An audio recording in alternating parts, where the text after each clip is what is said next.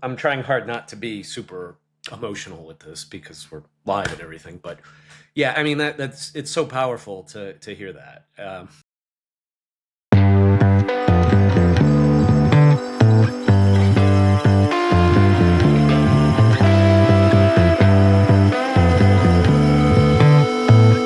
It's all about us, and it's time to bow down. Hello, everyone, and welcome back to Bow Down. I am, as always, so excited to be here, and so great to see you, Dennis. I'm really excited to hop into what we have planned for today.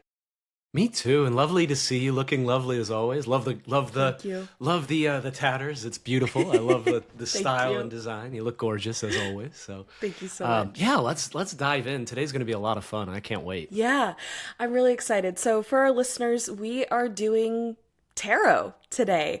I think we're going to start with a little bit of my background as a practitioner of tarot and some of my opinions on it. But then, of course, Dennis, I want it to be a conversation between us two. And one thing that we talked about is how both of us have experience in the Christian church, and tarot and witchy metaphysical practices aren't always looked on super kindly. And so I think it'll be cool to have a conversation around all of that stuff. And then we're gonna dive into a reading. I'll give Dennis a reading kind of for second half of our session here today.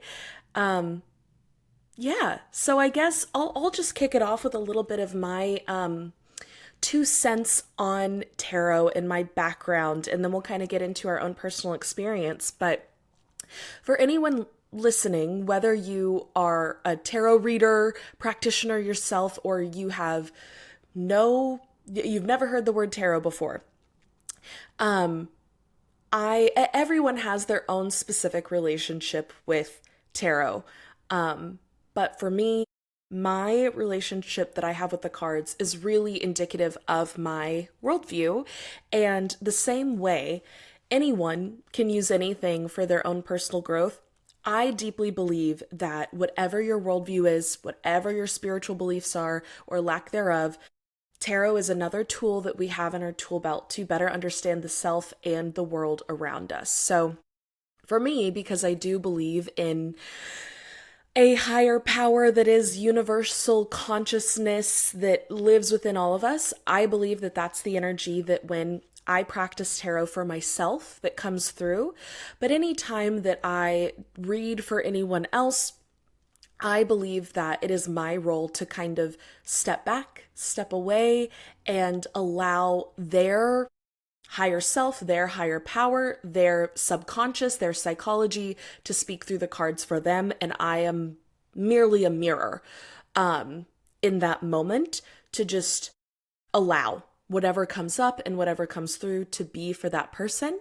And I very much believe that, if a Christian God can speak to you through prayer, they can speak to you through cards. If you can get insight from astrology, you can get insight from cards. And even if it is just pattern recognition and, in like a Rorschach test kind of way, awakening different parts of the psyche, I still think it's a valuable tool to see what else we can learn. For me, it is spiritual, but I don't think it has to be a useful tool for everyone.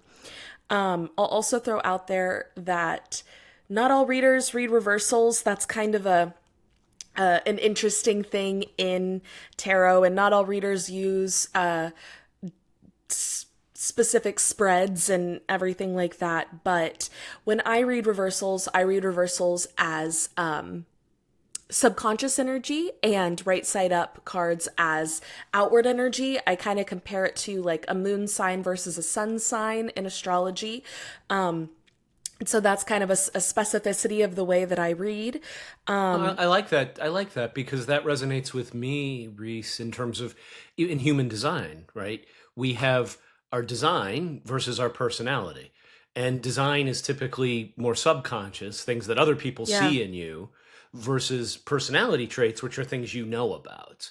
And so I kind of like that as a framework. So I think that's a great for me. That resonates very strongly. Yeah, yeah, and that's something that certainly has developed over my relationship with tarot.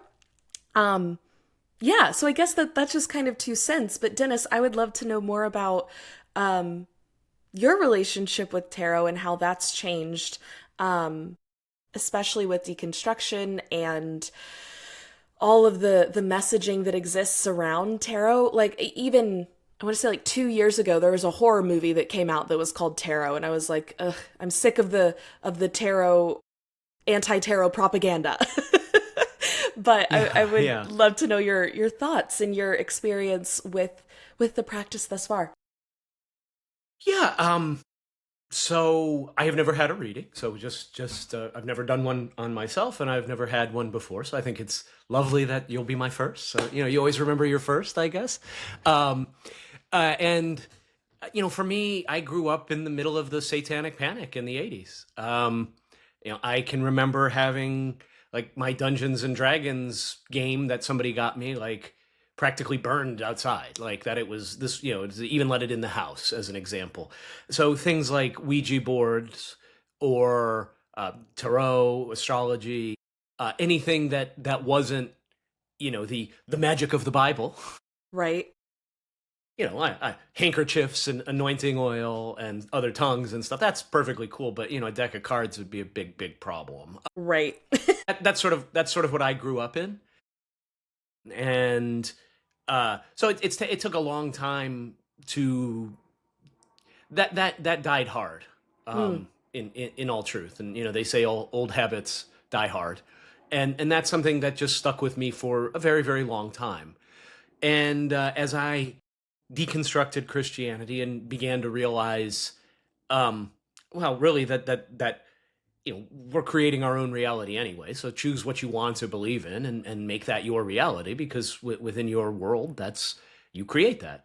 And so I started to learn a little bit more, and just read do some readings around it, and uh, for me, I'm very curious. The biggest thing for me, I think, Reese, is not giving away my power, and I think that even from a forgetting about the Christian lens and, oh, this is wrong or not. It's also, I think there's part of me that um wants to make sure that I'm not giving away my power. And so if the Mm. cards say something, should that drive my behavior, or am I seeking, what am I looking for out of this reading, let's say. And so for me, it's about how do I interpret this, but not letting it drive decisions or anything in that nature. To me, I'm kind of viewing this as let's see what my higher self, my guardians, my patrons have to say, is how I'm kind of looking at this, as a way of getting past my egoic self and going into my deeper self. So again, we can, whatever meaning we make of it, we choose, and Hmm. that's how I'm kind of, that's how I'm approaching it. I'm curious to hear, how does that line up with sort of your approach? Like for somebody who says, Yeah. I don't want to do the, and I think the same could be said with astrology as well, because like anything else, you got to keep in the middle of things, is sort of a viewpoint. Like I remember going on vacation and having this taxi driver, and I think it was might have been in Spain, or it might have been in Italy or something. It was some very, and our driver was like, the secret to life is to avoid the twos. And we're like, oh, what do you mean? And he's like, well, too much, too little, too big, too small. Stay in the middle. Keep everything in the middle. And I love that. I love that philosophy in a sense. Hmm. And so for me, that's where I try to live, is not putting too much, not making this the end all be all, keeping the pendulum, or Yeah. keeping more towards the middle of the The road, versus, Aristotelian golden mean.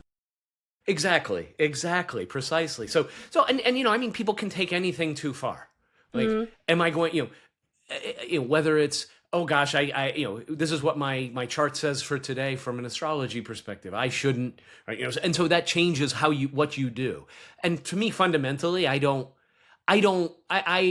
there's a part of me that doesn't love that as a concept, of, Hmm. I'm going to rely on what the results of this card or this particular, today's stars to make my decisions for me. I Right. think it can inform or help you reflect and feel what the right decision is. But I'm curious where you land, Reese. What's your philosophy on that? How do you see Yeah. that? I would say I, for the most part, totally agree. One thing that when I first started learning about tarot, so I've been practicing tarot for over 12 years now. I started learning when I was very young. And when I first started practicing tarot, one of the things that I found the most compelling about it was, even though it is traditionally a divinatory practice that is traditionally used to predict the future, any sort of guidebook or information on tarot you find will tell you it's ultimately affirmative of free will. That this is, if you keep walking the path that you're walking right now, this is the outcome. But at every step, you have the ability to make a new choice, make a different decision. And as a young person who was told by so many people exactly the way my life was supposed to look and how I was supposed to behave and how I was supposed to look, and that was very empowering for me. Was, here is this tool that says, here's some information, do with it what you want. And actually, I think those who have a great respect for the practice of tarot and for the cards will tell you you shouldn't overly, like, they don't want you to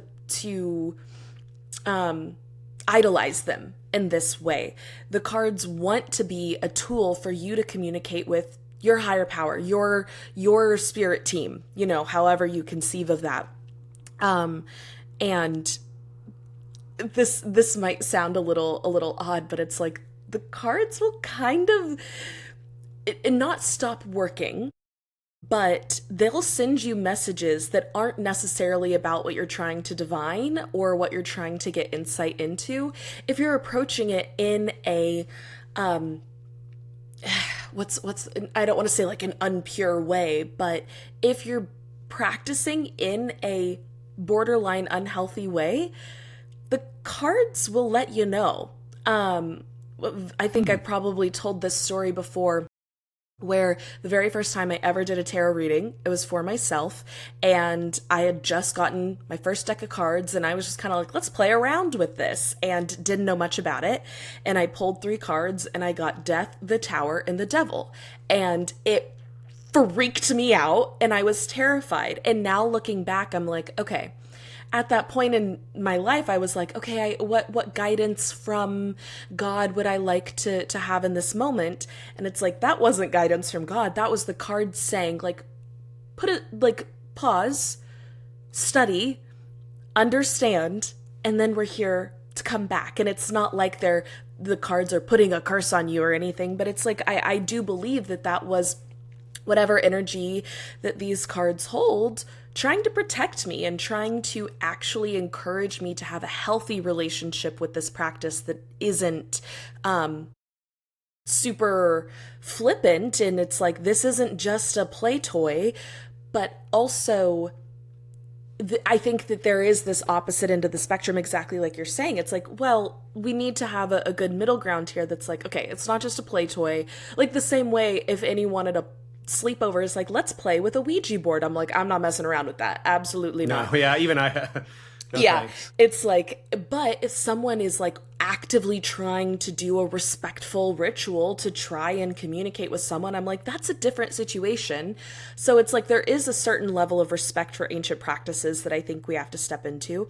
But at the same time, the practice has such a sense of humor, and everyone who has any sort of personal relationship with a god or a higher power knows that they usually have a sense of humor too. And there's weird cosmic jokes that'll happen. And like the other day, one of my readings, this was a few months ago when I was still in Italy, and one of my readings for the day was like, get ready for some sort of sign to let you know that you're on the right path. Look for synchronicities. So I was looking for synchronicities, and I was sitting at my local bar with my drink and stuff, and I was sitting outside, and I was sitting there, and I was like, man, I really haven't gotten a lot of signs or synchronicities today. Immediately, a bird poops on my shoe. And I was like, oh my gosh, okay, that's annoying. And then my brain just didn't connect the dots. And I was like, okay, well, where are my signs? Where are my synchronicities? Literally, then a bird poops on my head. And I was like, ah, okay. There it is, and it's like, it's not the universe punishing you. It's just like, come on, it's here, and I think that it's very similar. So that's a little bit of a tangent, but going back to this like ultimate affirmation of the self and not letting it dictate, I think also similarly to astrology, there the energy that I step into and have cultivated in my relationship with tarot is about using it as a tool, not as another thing to be worshipped, right? It's like in the same way that I think it's dangerous to have a certain hierarchy within our religious systems. And I think that's why we actually get into a lot of danger with different religions, and having something that actually allows you and supports you in your own kind of personal growth and affirms the power and control and agency that you have in your life and the actions that you take is a really important, powerful thing to maintain. And I think that that's ultimately what tarot is trying to teach us is you eventually you don't need the cards to practice tarot, right? It's like, in a certain sense, it's putting a box around your abilities, but sometimes a box is helpful. Like you have to have a benchmark to measure against. Yeah, that was a lot. That was a lot of stuff, but Yeah, no. So what I take from that, and tell me if tell me if this sort of jives, it's not the way I'm hearing you say this is number one is that you take it, you hold on. You hold on. So there's a seriousness to it. That you're not looking at this flippantly, because otherwise why would you do it? Like, you got better things to do. If you're not in somehow taking it, seriously, but at the same time, it shouldn't be a crutch, and it shouldn't be an end all be all, but maybe view it as, hey, this is a way for the higher me and those the spirits, the entities around me, to break through my ego, to break through my fleshly self, right? My carnal self, which the Bible calls it the carnal mind, right? And um, perhaps show some truth, but again, recognizing that we're flawed vessels no matter what, and we're not going to have perfect information on this side of whatever is there. But this is it's a tool. It's not a religion. It's not a guidebook necessarily, but it's a tool is what I'm hearing. And so I think that that's valuable to keep in mind as we explore this, as people yeah. view their feelings about this. But I love that way of looking at it. That resonates very strongly. Yeah, absolutely. I completely agree. I think ultimately it is a tool. And that's what especially when I talk to, I mean, being born and raised in Texas, a lot of people that I end up doing readings for are Christian. And I'm like, look, if you believe in an all powerful, all good, omniscient, benevolent God, why can't that God bring you a positive message through cards? I believe that your God is powerful enough to do that. I also believe that your subconscious is powerful enough to make meaning out of potentially a random assortment of cards. So I think ultimately, regardless of where your belief system lies, it is this tool. And if something doesn't resonate, everyone's heard take what works and leave the rest. And it's always interesting to read for people that are skeptics, and especially friends that are skeptics but don't want to like say that to me because they don't want to be rude and be like, well, I don't believe in your belief. And it's like, hey, I if it doesn't resonate for you, it doesn't resonate. And that's okay.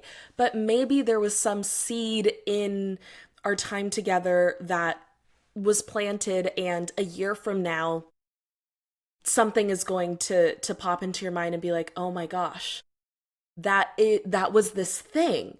And like dots will connect, and maybe it never will, and that's fine. But I do believe that ultimately the universe is always conspiring in our favor, and whatever truth is supposed to come through in any session is what's supposed to come through.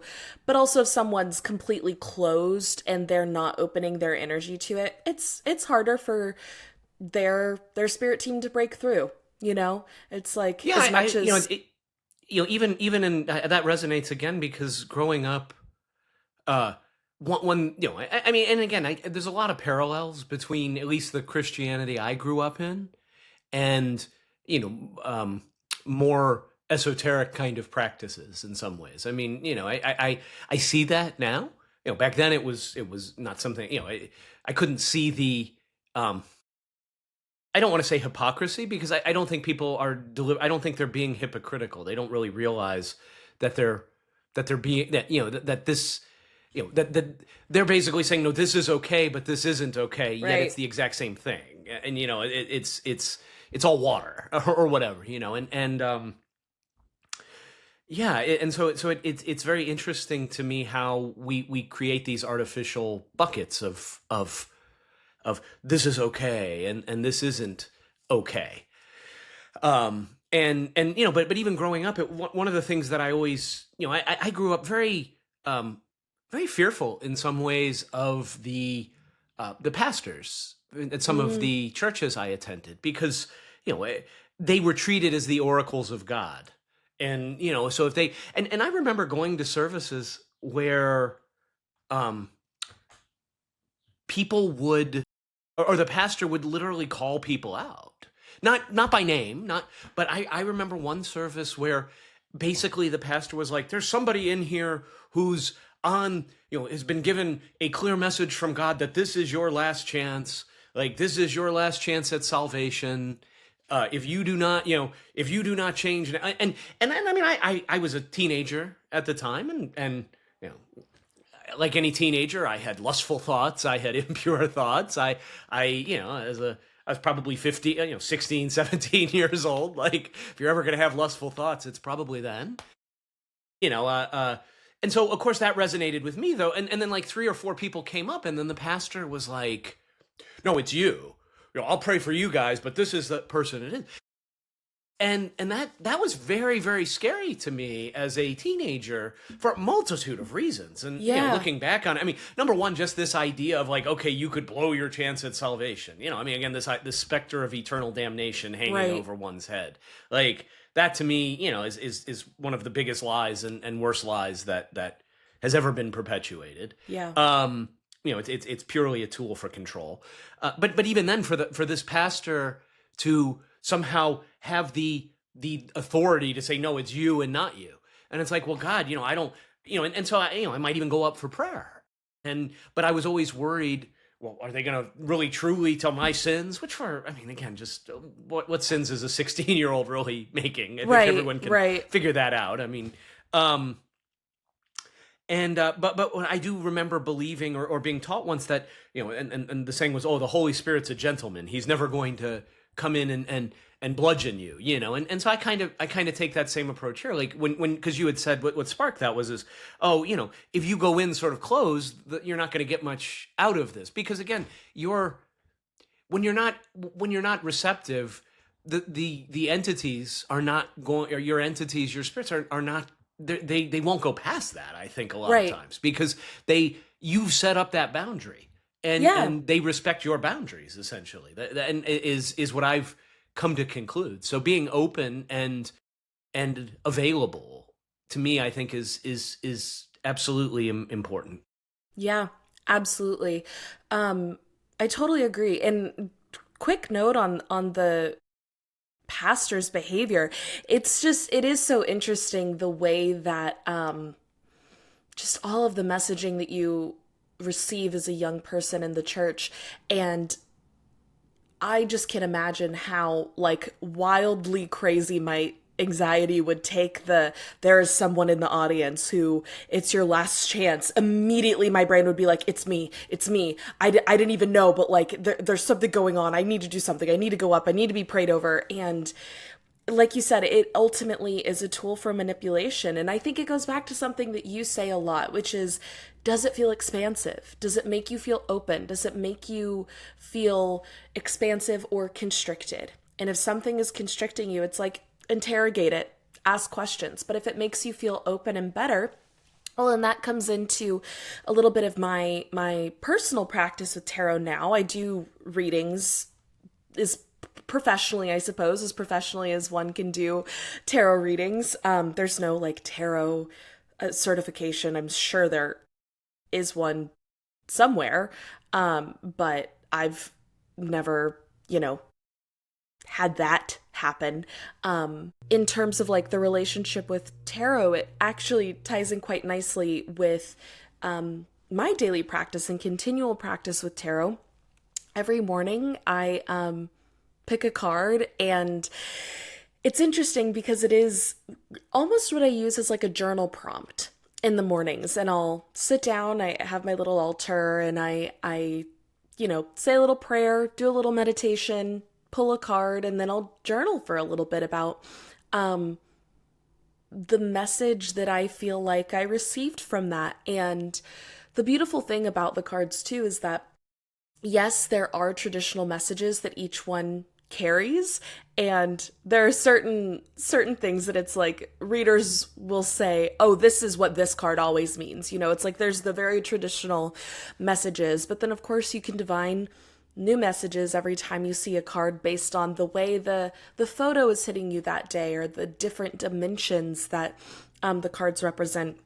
They're also all correlated with different astrological signs, with different planet transits, and with different elements. And so there's different aspects of every card that can come through each and every time you pull something. And so I'll pull a card, sit with it, think on it, and then journal. And then usually I'll go outside and do some yoga. But it's become a really beautiful way to ground my intention for the day. Of course, I have big overarching goals and things that I'm working on and moving towards, but it's almost a reminder of the intentions that I've set. The cards that come through are almost always like, remember you said you were working on this thing, like this is your little nudge to keep that at the forefront of mind. Remember this is something else that you wanted to invite in, or something to think about for today as you go throughout the day. Very similar to a morning zodiac horoscope situation. But never, I think what you mentioned earlier is very true in the sense that it's like not to guide your actions for the day, or to say, oh, well, there's no way I should go to dinner with this person, or I need to not do this thing. But it's more of a, hey, as you're starting your morning, ground into what you're working on. And it's like a little energetic nudge from my spirit team. At least that's how I view it.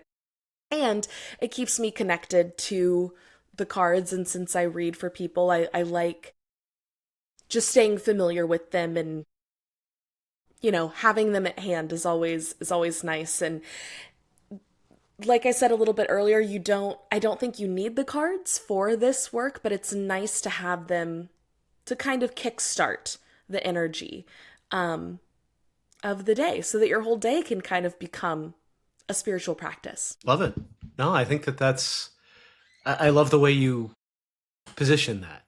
I think it's so gentle, and, it's almost a way to, I don't know, I don't know, I see it as almost bringing like peace into your day in some way. I don't know, like just a way of it feels invitational to me. So, very exciting. Yeah. Well, So I can't, is there anything else oh, you were going to say something. No, but I'm just curious. So what did you find out this morning? So do you remember? Like what did, maybe that, I mean, just out of interest, Yeah. what was this morning like for you? Maybe that, just to put a little bit of a face on it. Yeah, absolutely. So, knowing that we were going to do some tarot work relatively early in the morning, I was like, okay, I want to stay pretty centered and grounded.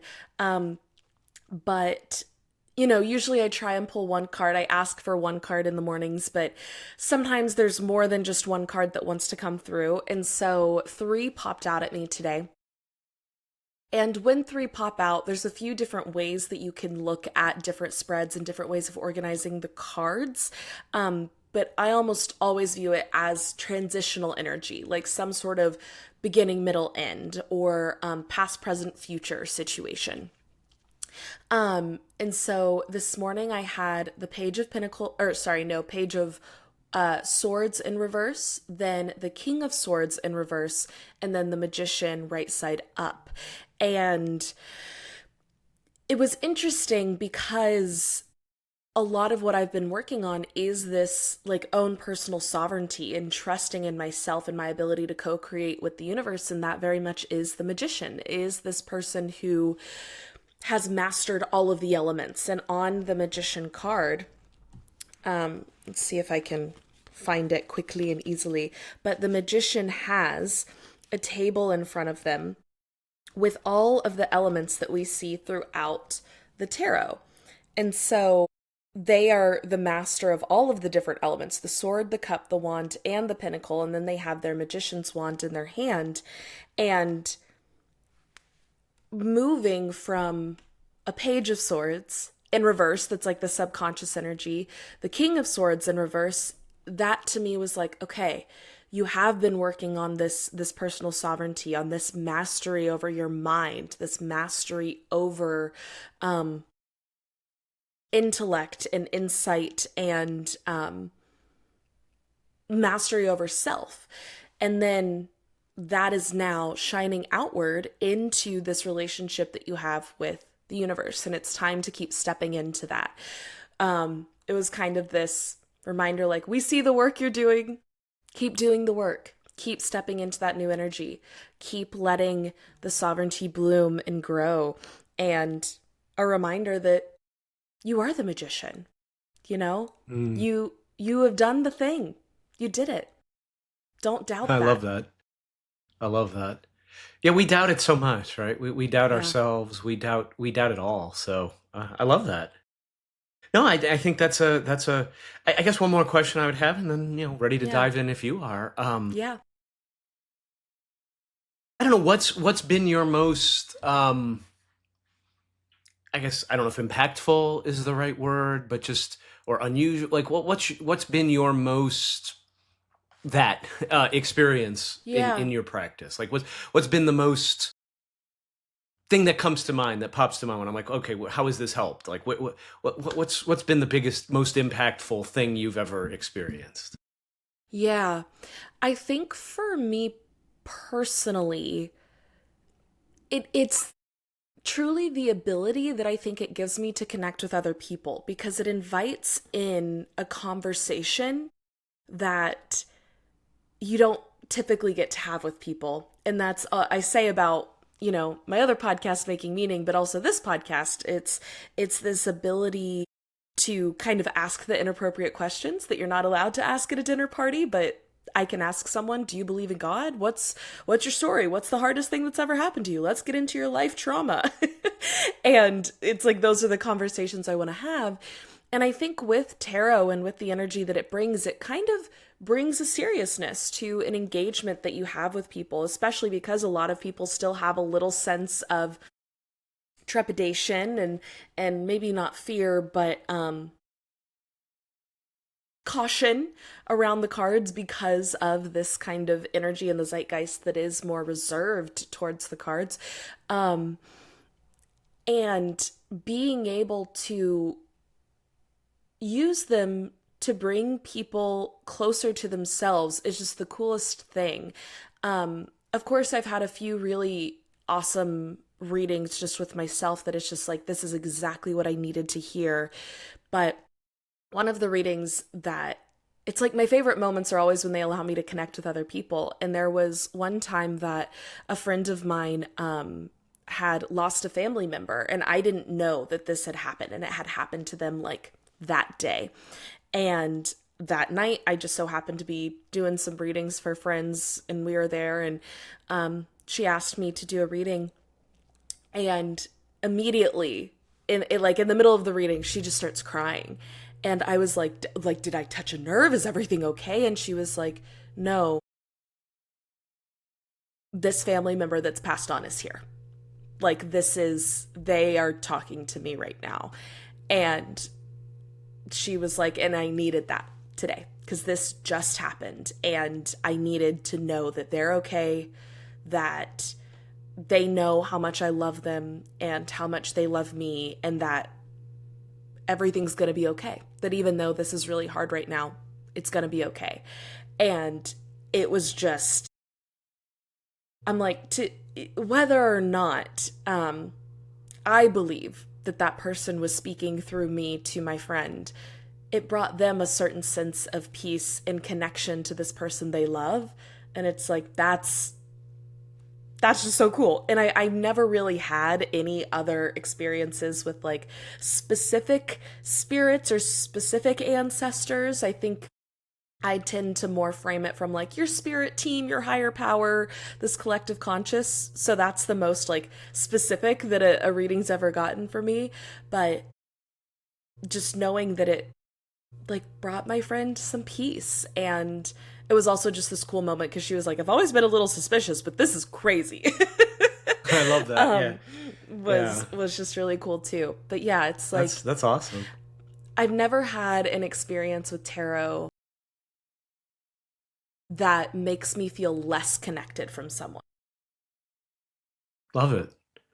Well, let's do this. I'm excited. Awesome. I am. This isn't something I always do, but I'm like, because we're doing it on the podcast, it's kind of special. I have some Florida water, which is a kind of like a holy water. It says it's a cologne, and it's made in New York, even though it's called Florida water, which I just think is silly.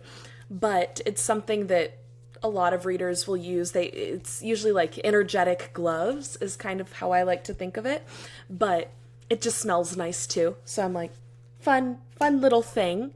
And I'm gonna get started. As I shuffle, Dennis, I'm going to invite you to step into whatever mind frame you want to be in. If you want to close your eyes, that's more than welcome, but call in the breath. And as I shuffle, if there is anything that comes to mind that you would like specific guidance or insight on, just hold that in the mind. And if not, that's perfectly good too. Okay. I'm gonna knock on our cards. And now before I start pulling, I am going to say a quick prayer. I invite in Dennis's spirit team any message, insight, information, assistance, guidance, support that is here. I invite in any energies that are for Dennis's wholest and truest self, his ultimate growth and expansion. Okay. And now I'm not going to do a specific spread. I tend to just kind of let the cards pull as they may. So we're just going to see what pops out and go from there as we go. Okay, so this is starting with overall energy. Beautiful. Okay. Interesting. We first have... Oh, that's really interesting. Okay, beautiful. Okay, so we first have the Seven of Wands, and in tarot, there's major arcana and minor arcana. The major arcana cards are the cards that you usually think about when you think of the tarot. The minor are all in four suits, kind of like a traditional deck of cards, and wands are one of the suit. Each of the suits are correlated with one of the elements and a different kind of aspect of self. So Wands are correlated with fire and the spirit, the energy, inspiration, all of that. And the Seven of Wands, I mean, we can see there, our figure is hard at work planting the field, but it's also deep protective energy, which is really interesting considering we also had the Four of Swords pop out, which is rest, but also pause. And so right now, your current energy that's coming through is very much one of taking a strategic pause for protecting whatever it is that you're working on. And it may not feel like this pause is strategic or that you've thought about it in this very explicit way, but your subconscious is saying it is. We have the Three of Wands in reverse. It's very much the Three of Wands. I like to think about it. We see like really small in the background these boats, and it's coming right off of the Two of Wands, which is about making a decision to start a journey. And now the Three of Wands is we're waiting for the ships to come in so you can depart on your journey. And so this is a strategic pause before a departure, right? And it's not just like travel actually in the 3D, but before a departure energetically, spiritually, a departure from self, from who you used to be, from who you used to define yourself as, but this energy of protecting the work that you've done thus far and pausing and resting in that energy. It's almost like I'm hearing eye of the storm, but also like the calm before the storm too, right? It's a certain moment of we've been going, we've been pushing, we've been rolling, the ball is rolling forward, and now I want to take a breath, I want to pause because the ships are about to come in. And before those ships come in, I want to make sure that I am rested, I am rejuvenated, I am clear, I am protected, my boundaries are set, and I feel good about these ships that are coming in. Because also, just because ships that are coming in doesn't mean that they're necessarily positive. It's new energy coming in. And so it's like whatever this new journey is, I want to make sure I'm prepared. And when I say I, me, we, you know, this energy. Totally. Yeah. I want to make sure that I am ready to use my judgment, to use my intuition for this next step strategically. Like I keep hearing strategic. And it's interesting because we also had the Ace of Wands come out, which is very much like divine inspiration. And so during this time, this moment of rest, being able to settle into the silence and settle into pause before the ships come in also allows you to get in touch with new sparks of divine truth, new ideas, new creative inspiration, new projects. It's like this, I'm almost hearing like overwhelm of just like this idea and this idea and this idea and this idea. And what egg is actually going to hatch? What actually is going to be the thing that like comes to roost, that comes to fruition? And we don't know yet because we're still waiting for these ships to come in. And the last card that came out for overall energy right now is the Moon, and it came out sideways. There is this element of wanting to check all of these insights, and almost as these ships start to come in, wanting to check that with yourself, with your truth, with who you really feel like you are. But there's this added layer of, yes, I'm taking a pause because I've done a bunch of work. It's like, it feels like there's parallel paths happening at the same time with this energy. And one of them is almost like the external 3D, how things are manifesting, but the other is the internal journey, right? And your self-discovery and self-expansion and unfolding and remembering.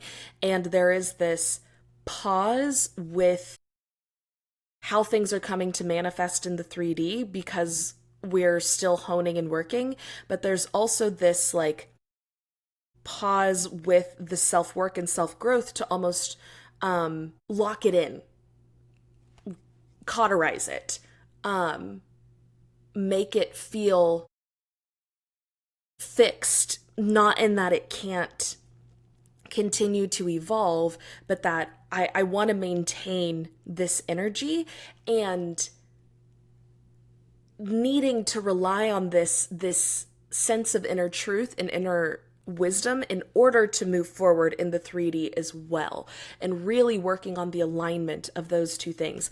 I want more information on this question of like what egg is going to hatch. I'm curious about that. Oh. Oh, how interesting. Okay. Wow. Wow, wow, wow. We have so many aces. There is just new coming in. Multiple things are going to hatch. Multiple seeds are being planted. And it is about your relationship to yourself and how you treat yourself and the way that you speak to yourself, and this heart space, right? And in order to love others, it like the heart chakra is all about receiving and being received. It's about how we give and receive, not just love, but that's why finances are tied to the heart space too. It's about giving and receiving. And cups, the suit of water, emotions, feelings, it's new emotional energy coming in, and being able to receive yourself, being able to receive the self and receive the new ideas that come in, the new intellectual insights as well as divine insights, and realize that the insights that come in for self, your relationship to yourself, that also feel like insights for practical reasons and things in the 3D, support one another. All of these things are more connected than you currently feel them as. They're this real I'm hearing again the calm before the storm. This pause is strategic, and it's wise to pause, because not only are those ships about to come in, the water's about to come in with them. The tides are rolling in, and it's going to just be a lot of energy, and it's going to be good things because these seeds are going to be blooming and growing and expanding. But that also means you need to be ready energetically. You need to be ready with your time. You need to be ready with clarity and in the right headspace to be able to juggle all of the new that's coming in, because new also brings change. Okay. Initial reactions / we can just keep going and get more insight on specific areas here if you have questions, or if you want to react, and then we can kind of see where we go from here. But I want to pause and check Yeah. in. No. So initial thoughts. Everything resonates very strongly. Particularly around the pause, in that over the last couple of weeks, and I don't even know if we've specifically talked about it. I don't know that we have, but I have been less able to do as much as I had done in the past. So it did feel like in some ways I've been taking or have been taking a pause, but I haven't been. I've been uncomfortable with the pause, I guess, because there's this part of me that's pushing, oh, you should be.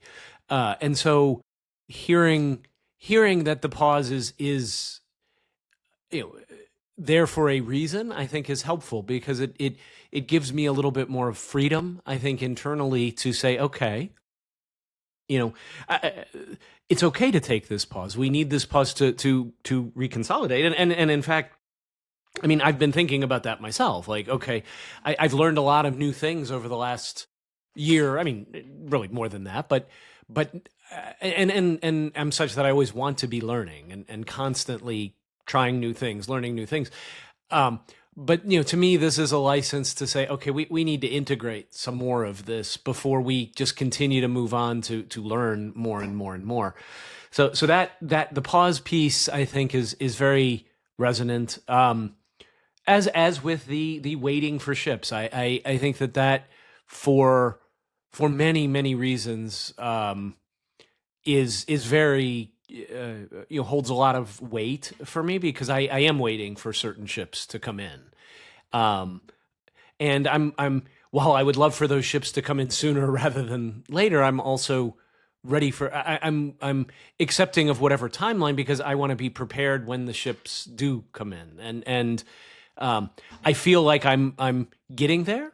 There's parts of me that would like to say, oh yes, I'm totally ready. But again, I trust my higher self to know the timing for when I am, in fact, really truly ready. But I'm closer than I've ever been in many ways. So that's very resonant as well. So yeah, those are my initial thoughts. I would definitely, Yeah, so far, everything I agree with everything. It beautiful. definitely makes a lot of sense. Yeah. Yeah, one thing that just came up as you were talking too that I want to um throw out there as well is this energy with all of the aces that are coming out, which is just new beginnings, right? Like the number one, it is about this start. And so I think there is this sense of encouragement that, like, yes, we're in this period of pause, but the newness is coming, right? Like it is coming in. It's not just a pause indefinitely. And there is something about divine timing in that for sure. Is there any specific area that you want more insight in, or a specific question that's come up because of this? Or do we want to just keep pulling and see what comes out? Ace of Pentacles on the bottom of the deck too. All of the aces are out. New energy coming in. Yeah, I guess if I had a question, and I'm always willing to just continue to see what Yeah, comes up. But yeah. I guess the question or that comes to my mind is how, like, how will I know, or yeah, I guess how will I will I know when this new energy comes in, like Mm-hmm. how not really around timing, like, oh, is it going to be tomorrow? It's not specific in Right. that nature, but just um I don't know, what's it what else is it, what can I prepare, like how can I prepare for it, or Yeah. something along those lines is what's coming up for me. I mean, obviously there's parts of me that wants to know what is it, I mean, like Right. what areas of my life will this impact, or maybe it's all of them, and that's okay too. That's Yeah, so I don't know. That's what's popping up for me. That's for what comes up. sure. I will say automatically, I do think for what is it going to impact, all areas of life, absolutely. To have all four aces out representing all four elements, all four aspects of self, this is transformative energy. It's everything, right? It's a new start, a new beginning with everything. In terms of how to prepare, what is this going to feel like? How do you know when this shift is happening? Let's see, is there any more information there? Yeah, okay. Oh, okay. Um, yeah, we have the Seven of Pentacles and the Ten of Wands both in reverse. Um, it's gonna feel like hard work, but also the greatest joy at the same time. It's working hard at work worth doing. When What is this shift going to feel like? It is going to feel like being exhausted at the end of the day, but so fulfilled and happy when your head falls on your pillow. And it's an internal feeling. Before you see things manifest in the 3D, which it's going to, right? Because we see the pentacles here, which is the suit of the earth. It's the material realm, the material world, our lived reality, pragmatism. But I call the Seven of Pentacles the Disney princess card, because it's this princess in the garden with a little bird on her hand. To get it in reverse is like this inner joy, right? Like bells sliding on the ladder in the library, Snow White singing in the garden, Sleeping Beauty being awoken, right? This sense of like the birds are singing, and to have that feeling internally, but also knowing that it's going to be hard internal work too. You'll know when this shift is coming because it's going to feel good and hard at the same time. I'm like, after a really good workout and your body is just like exhausted, but you're like, oh, but I feel good though. The endorphins are flowing, and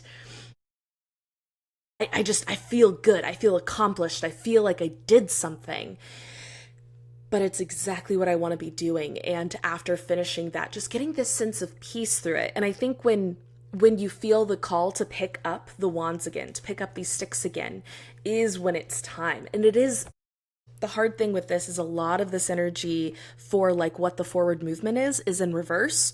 So you're going to have to trust yourself on when that shift actually is, because that's the first thing that's going to shift. Before you see these seeds start to bloom in your 3D, before the shifts actually come in reality, they're going to start coming in internally. And you have to trust your inner insight, the moon, right? You have to trust when the two wolves inside of you, right, start howling again.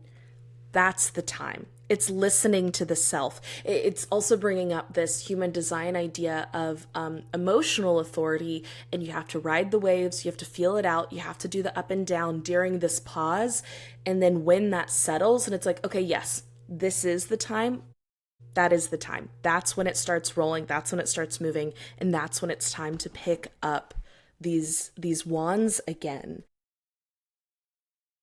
I know you said, I don't necessarily want to ask specific timing or exactly what it is, but I'll just see if there's any insight on that. It does feel like a lot of this is an encouragement to trust the inner voice, and it's, I almost want to say like letting go of the physical outcome in order to allow it to come in, right? Like letting go of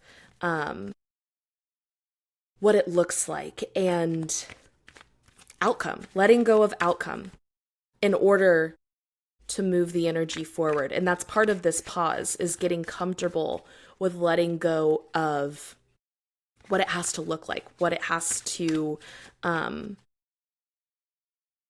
how it needs to manifest, not in the like I'm manifesting it, but just become real, letting go of what that realness looks like and stepping into what you internally feel like and what this journey means to you, that it becomes the life of your dreams when you start feeling that it is the life of your dreams.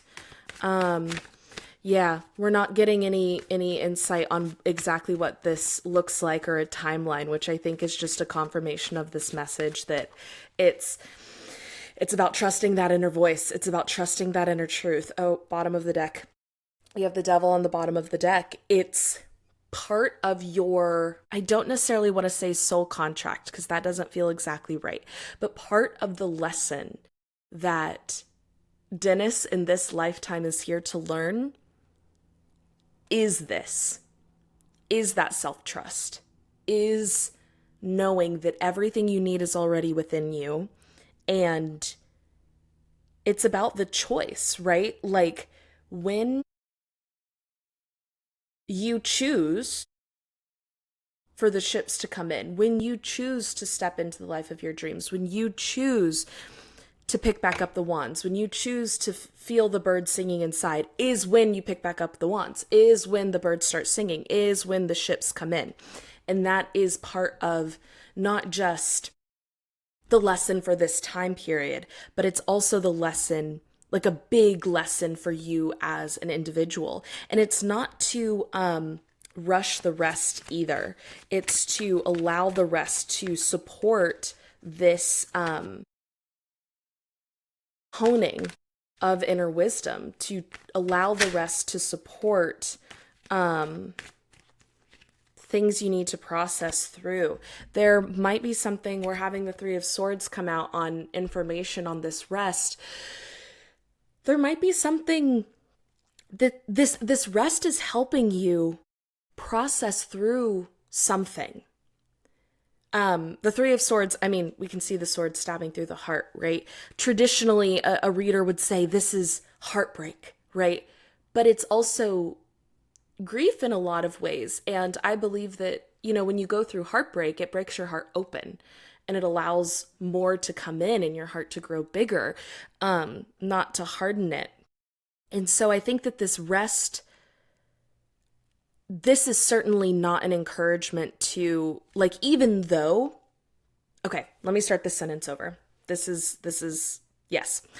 Even though, with the divine timing of it all, the lesson is that the reality shifts when you choose to shift, when you choose your new reality. That does not mean you need to go choose it right now. And you need to step into that next phase right now. There is still something that you are processing in this time of rest, and you will feel that shift when it is time to choose the next level, the next layer, the next unfolding, the next revealing, because there is something that is being processed and that can't be rushed. And processing that is going to be part of these seeds that are going to be blooming, these ideas that are going to come into fruition, this self-love that is just going to flourish. But I'm hearing, we're preparing you, we're preparing you, we're preparing you, we're preparing you. You and you're so supported in that. But it is this, like, healing of not healing, alchemizing, emotional alchemy during this time of rest, to be able to trust the messages that come through for the next level. We can pull more on what this alchemy is, what it's alchemizing. We can also pull more on what energy is supporting you right now and what maybe a block might be. But I also feel like this feels, yeah, I don't know. Do any of those feel helpful? Like you'd like info on those? I think that the blocks would be. I'm interested in the Okay. block. That sounds of what you mentioned. That sounds um that sounds good. Yeah.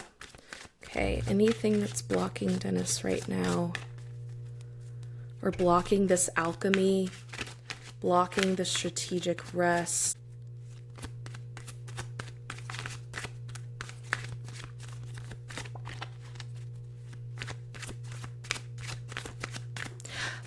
There's nothing blocking you.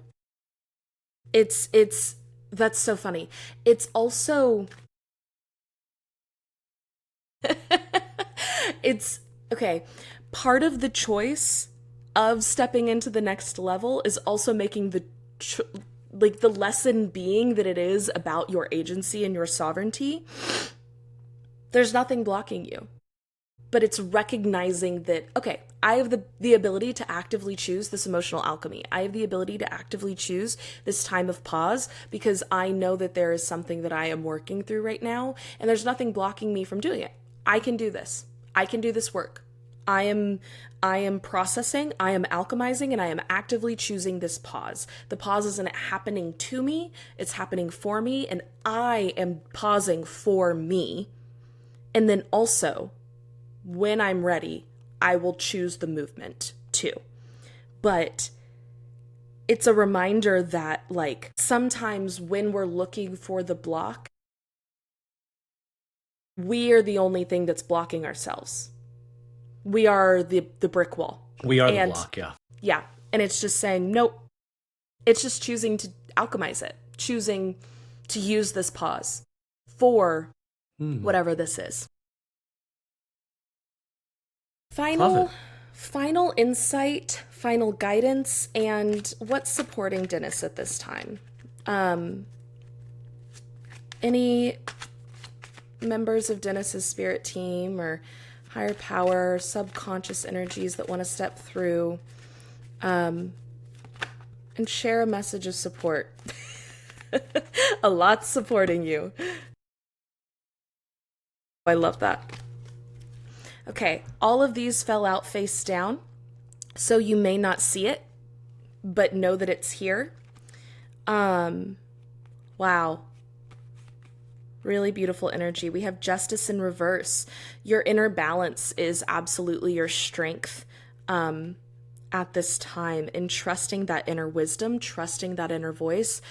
You have cultivated it. Using it continues to cultivate it. We also have the King of Cups and the Queen of Cups in reverse. That's so interesting. So, of course, when we have a king and a queen pop out, especially of the same suit, they are considered to be married. There is something about, I don't want to say friction, but there's something about a relationship's growing pains that is supportive of this work too. In your relationship to self-love, self-compassion, continuing to be honed and grown, it's like your external relationships are also helping you with this internal relationship. And if like difficulties come up in relationships, that is part of the growth too. That is, you get to practice the internal work through working through relationships in your external too. And that's supporting this emotional alchemy. Your external relationships are supporting this internal emotional alchemy. And we have the Ten of Pentacles in reverse. This sense of I am my own home. You can always come home to yourself, and being so celebrated in that. Your spirit team is like, we've got you. We've got your back, but it's because you have your back too. And that is the energy that is coming through to support you. It's the Justice in reverse, the Ten of Pentacles in reverse. There may be this weird energy in your 3D right now, but you know your truth. You know the home that you've cultivated in yourself. It's stepping into the trust of that and knowing that justice will be done when you do justice to yourself. You must do justice to yourself to allow justice to become manifest in the 3D. And you're protected in this work. It's divine work. There's no way it will not. I don't want to use the word succeed, but that's the word that's coming through, so I'm going to say it. There's no way it will not succeed, because this is divine work. Love that. Ah, that's fantastic. Yeah, that everything resonates so strongly, and it's a beautiful message. And we talked about is something expansive or is it restrictive? And to me, everything that you shared was very expansive. In hearing it, it felt very quickening, in a sense of quickening, meaning bringing life. This really framing my current experience, what I have been experiencing over the last few weeks, at least, if not months, and what I expect will be continuing over the next few weeks, if not months, as well. So the message, resonates very, very strongly, but also gives a lot of comfort and hope. Is or not even hope. In the sense of is the hope is I have the hope, like the hope is there, so that never went anywhere, but it aligns very nicely with everything, all of the self work, all of the things I have been just pondering, working on, trying to figure out. I particularly love the I think it was the Seven of Pentacles that was earlier, in terms of really love, the Disney princess card, I think you called it. And but one of the things that I have been that's very important to me is operating and doing something that I genuinely love. And again, going back to human design, as a manifesting generator, it's super important for me to find what I love and to work hard at it. I'm meant to. That's my design, is to work and put my head on the pillow and go. So, I mean, that is pure. It. I have been searching for that thing though that makes me feel that way, because I know when I'm into something, when something is for me, when I'm able to give my energy and effort into something that I truly am passionate about, it doesn't feel like work. And that's, everything has felt very work like so far in the things I've been. There hasn't been any of that joy. Just the pure joy, yeah, there's been glimpses here and there, but the thing I want so deeply is to live that. Like I want to Mm, live in the work that I do is important to me, but I want to enjoy doing it, so that yes, I work hard, but it's with meaning, it's with purpose, it's with passion. And that's something. I mean, that's why I quit my career. It's why I went back to school. It's why I got into this. It's why I'm here. Everything you've said is why I'm here. But I have yet to feel that Seven of Pentacles Disney princess mm-hmm. energy, and I want that. Like I crave that. And yeah, there's a few ships I'm waiting to come in. And I saw three ships come sailing in, just popped into my head. I'm just and I'm okay with the waiting. It's just, I guess, the that part of me that always fears that, well, maybe this ship is sunk, or maybe privateers Mm, got on the ship, or maybe the ship never took off in the first place, and is still in port, and maybe we'll never leave. I think there's parts that worry about that, and but then I just have to remind myself that I'm the one who determines that anyway. Like there is nobody, and that's why when there's no blockages, there's nothing to impede these ships from going on their way. There are no pirates unless I put them there. right. There are no barriers, except, and again, nothing to change but self, essentially, to see that there are no barriers, to see that there is no um there is no blocks that I don't assign myself. So that was very powerful for me.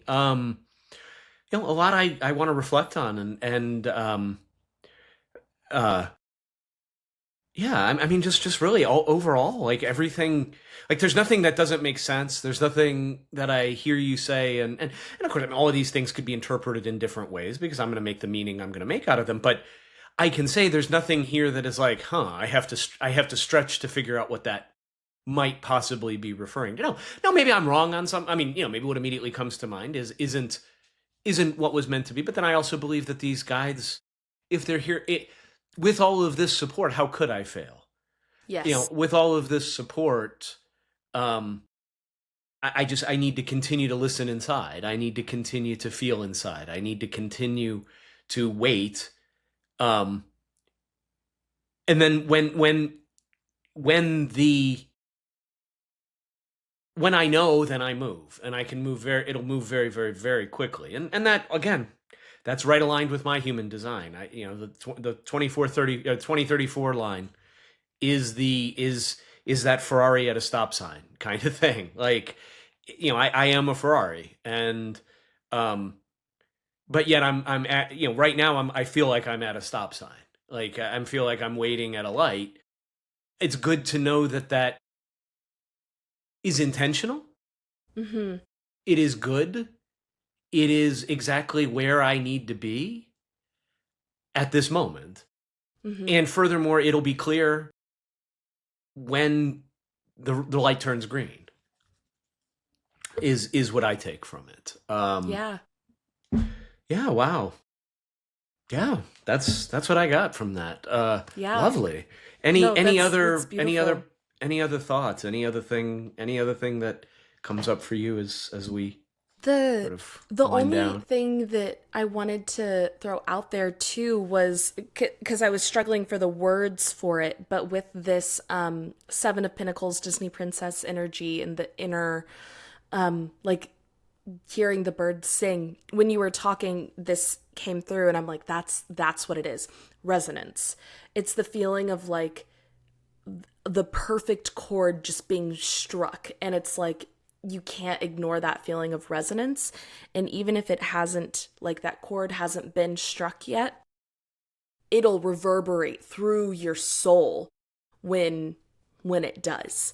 And it is that inner resonance that comes through with that. And the only other thing with you saying, this could all be interpreted in many ways, which is very true, I would also throw out there, like, I think that your guides are very good at communicating in a way that you'll understand what they're trying to say. They know you. They know your mind. And I think, at least for me, it's really easy to be like, oh, well, I'm thinking it's this. Is that what my guides meant by that? And it's like, well, they know where my brain's going to go when they say that. So that's probably what they meant by that. Yeah. No, I like that. Yeah. Yeah. Well, yeah, and that's the thing. Again, like, maybe not, but like, there's nothing. No, I mean, there's nothing. Nothing. There's literally not one thing you said or felt and shared. There's not one thing that I'm like, what does that mean? Like, or like immediate, or like I have to deep search for what this could possibly be referring to, or even there's even nothing that you've said that I'm like that goes against things I want or desire or hope for. So, and I think that that's always a fear too. It's like, do you, if you hear something you don't want, there's nothing I heard that I don't want to hear. So everything I needed to hear is what I needed to hear because, and that makes sense to me because that's what I believe. I believe I create my own reality. So, all of that makes perfect sense, and there's no blockages lest I put them there. And I have decided I'm not putting any more blockages. So, but again, the waiting, I do patience and perseverance is no problem, but patience can be tough sometimes. I can persevere, but I can persevere maniacally. In fact, it is, I think, a special gifting in some senses. The maybe it's my neurodivergence, or maybe spiritually, I am a stubborn. I am an immovable object when I've made a decision. I don't make decisions easily or quickly because I am so immovable once that decision is made. It just has to be made. And I take that very, very seriously when making a decision. right. So yeah, I this was fantastic, Reese. Thank you so much. I'm so First glad. of all, Of course, of I course. love it. Was there Well, anything? Was there anything that surprised you? I guess about this. You do these readings. Like anything unusual, anything you notice that is not typical, and it's fine if not. Yeah. I'm just curious. Yeah, before moving into that, because I there are a few things that I want to talk about, but I just Cool, cool. quickly, as your guides are heading out, thank them for their Yes.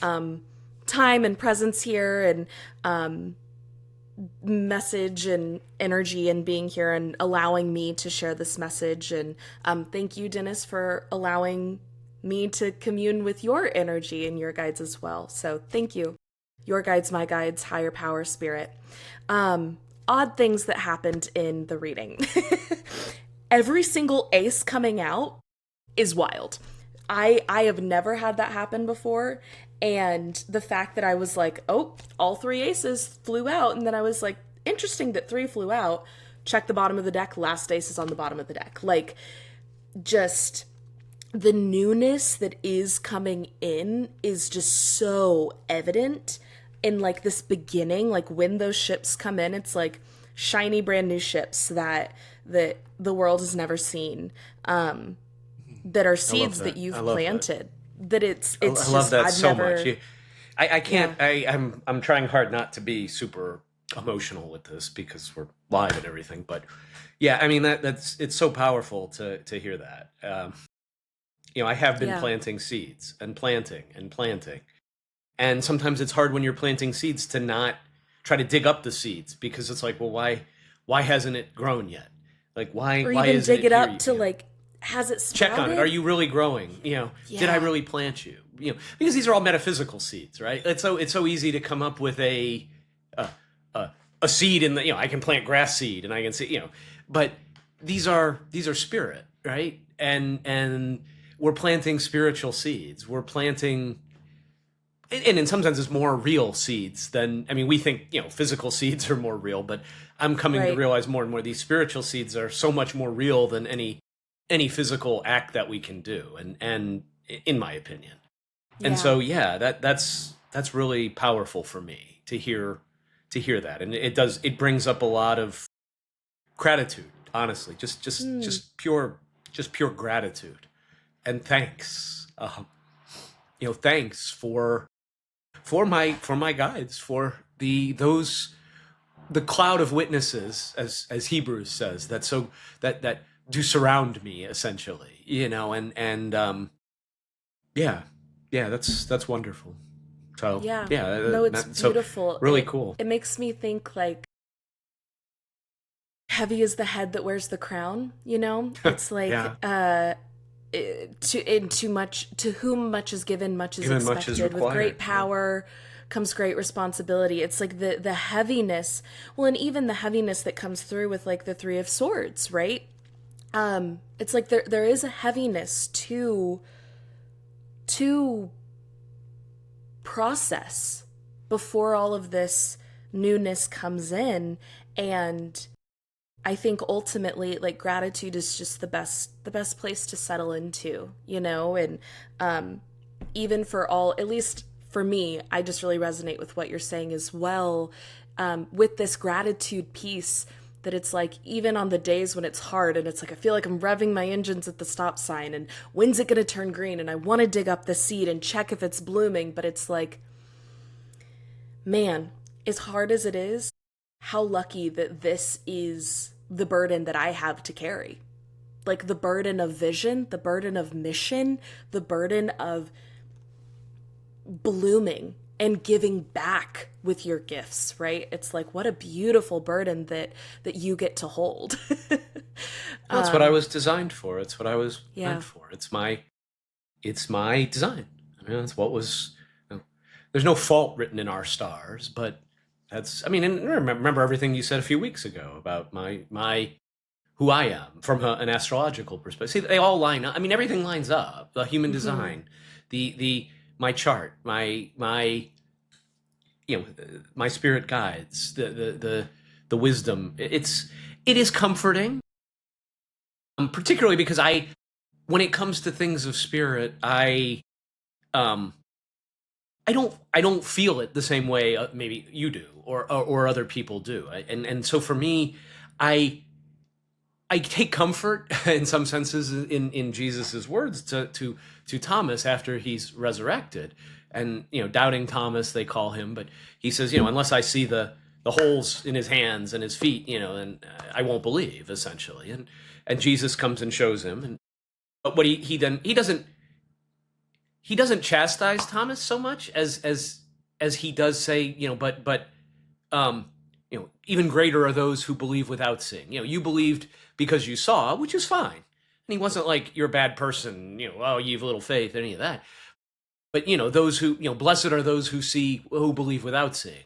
And in a sense, Yeah. I feel oftentimes I am I have to believe without seeing, or I do believe without seeing, because I don't have the same experiences that other people do, or seem to. Yeah. And I can't experientially say what you experience, how you Right. process it, what it feels like for you.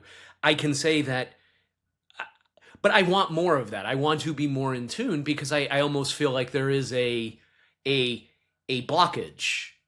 Oh, and I don't I do believe there is a blockage, but I also believe that, as you said, there are no blockages that I haven't put there, which is even better, because if I put it there, people get so upset about, oh, they immediately go to fault. Oh, it's your fault. Oh, you're Hmm. blaming me, blah blah blah.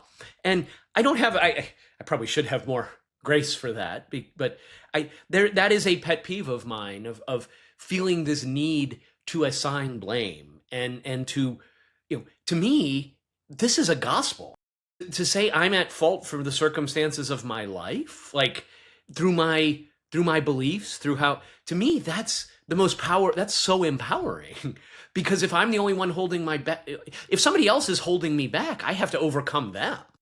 I have something exogenous to me that I have to do. But no, there are no blockages. Yeah. but myself, and that's Hmm. power. Yeah, I mean, to me, that is what is so powerful, is this idea of there is no there is nothing to stop me but me. And so I can, if I can take a look at myself and say, okay, well, the reason this is, I feel blocked because I'm saying I feel blocked because I believe that there's a block. So how do I remove that blockage? And to Yeah. know that this great cloud of witnesses that I care for so much, though I can't see them or necessarily even feel them or sense them, at least not with these five senses, but to believe they're there, to me, is powerful. Hmm. And again, I go back to that verse. It's like, okay, well, blessed are those who believe without seeing. And but yeah, it's nice. It's still nice to hear about it. Yeah, It's it nice. is. I can just, it feels good to be surrounded, to feel Yeah. the the protection and the guidance and the love and I'm so grateful for it. And Yeah. I know they're there, and I appreciate them all, and want to continue to commune, I guess, and Yeah. connect, and Yeah. yeah, it's a lovely thing. So I love that. I'll also throw out there, for anyone who maybe is new to tarot, or was a little hesitant watching or listening to this episode, or, um, you know, has any reservations about this work, I hope that this leaves them with the same feeling that you said, that it's an expansive practice, and that any blockage that you may feel there is, we build our blockages brick by brick, and that means we have to unbuild them brick by brick, but also you can carve a door into that wall too. That's the power of the magician, of the alchemist. And I hope the same. Yeah, I'll just reiterate. I think that's really my hope, not just to be able to be a visitor in your energy and your guide's energy, which is always just such a blessing, but to the beautiful gift that you've given everyone of letting them witness this too, and putting this out publicly, that this could really help someone else step into a new expansive era for themselves. And I believe that that's part of the beauty of what we're doing too, is in sharing it, is, both of us have that line 5, experiencing something and then sharing it with people, is the mission, is the teaching. yeah, and it's a beautiful mission. It really is. I mean, that's the thing. So I can't wait for my snow white birds to show up, Yes. and put the I already have the crown and diadem, but maybe the stole or the the cape I need. Yeah. I need a good cape. I don't know, but yeah, any I mean, I want to say thank you to Mhm. to all involved, to my guides, to my um to those who go before me, who support me in every way, that in ways I can't see. I'm more than a My gratitude is immense, and fills my heart. And my gratitude for you, Reese, is immense as well. Thank you for being a part of this, and you're more than just a visitor. Within, I consider you, very, I consider myself very close to you as a friend. So I'm happy to. It is all joy to let you be a part of this, and to It invite you is in. So an thank you honor for and a being privilege. willing. Thank you for being willing to Absolutely. do so. So I love it. I love it.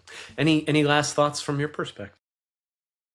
No, I feel good. I guess I will just throw out there, if anyone wants to work with me through tarot, I am primarily a life coach, and I do tend to use intuition in my coaching practice. But if anyone wants specific tarot work, or tarot guided coaching, or just a reading, I offer all of those things. So links in the description for all of that jazz. But yeah, more than anything,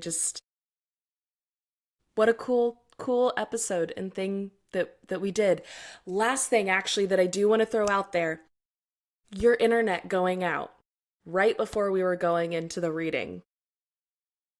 There's something to that, to me, that I think is interesting, in the persistence of, oh, I need to figure out what's going on with the internet. Oh, I need to do my 5G. Is this going to be good? Like, is the quality going to be bad? I think it's communicating a persistence with this energy, right? It's when things happen in our 3D, especially around readings, I usually make meaning out of it. So I'll just offer that to audience and to you as a note, as something else to think about as this energy settles. And thank you, everyone, for listening, for being here, for being a part of our Bow Down community, a part of the Cohere Collective. Thank you, Dennis, for allowing us all to be a part of this and for letting me read your cards. Love it. I guess we'll see everyone next week. Yes, we will. Bow Down is a weekly podcast from the Cohere Collective that explores esoteric and empowered feminism. Please subscribe to Bow Down wherever you may be listening. And if you enjoyed the episode, please leave us a like, a 5-star rating, and a review. And if there's anyone you think would enjoy this episode, or maybe just needs to hear it, please share it. If you want to stay up to date on all things Bow Down, you can follow the Cohere Collective on any social media platform at the Cohere Collective, and check out other content and offerings at www.thecoherecollective.com. If you're interested in working with Reese to find and pursue your purpose, I encourage you to head to www.thecoherecollective.com/life-coaching. If you're interested in working with Dennis to shed your mask and embrace your desires, you can email Dennis at dennis@theheartstoybox.com. A huge thank you to Jack Corbett for Bow Down's music. You can find him on Instagram at j.corbe. Thank you all for joining us today. We're so glad you're here. And as always, we hope you feel like you are living more coherently. And until next time, love.